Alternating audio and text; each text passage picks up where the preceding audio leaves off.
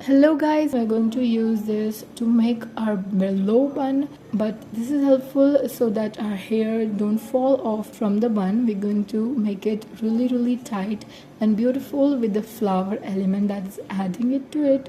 And the next one, we're going to make a ponytail, then 3 different parts, and then flip over it, then adding a rubber band on them, and then adding a rubber band at the end, then flipping it all over to add the element in our high bun. It looks very pretty and elegant.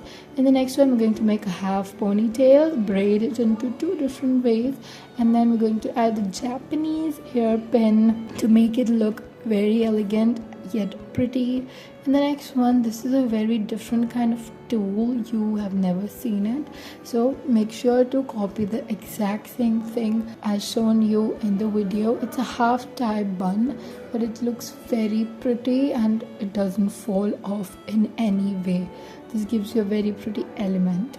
In the next one, again we're using this, but this time we're using all our hairs, so slow down the video to copy the exact same so your hair looks this much of pretty.